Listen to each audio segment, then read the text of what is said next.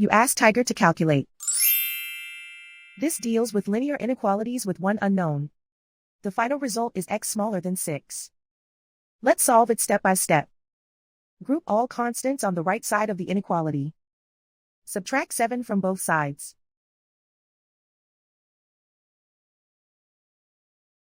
Simplify the arithmetic.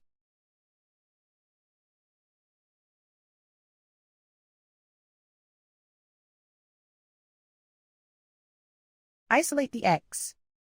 Divide both sides by -2. Whenever you multiply or divide by a negative, reverse the inequality sign.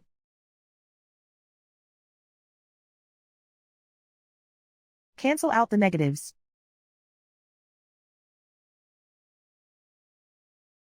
Simplify the fraction.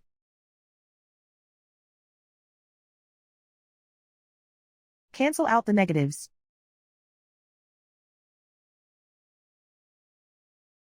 Find the greatest common factor of the numerator and denominator.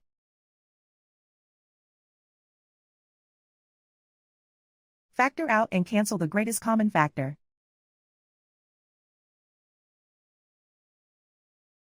Plot the solution on a coordinate grid. And so the final result is x smaller than 6.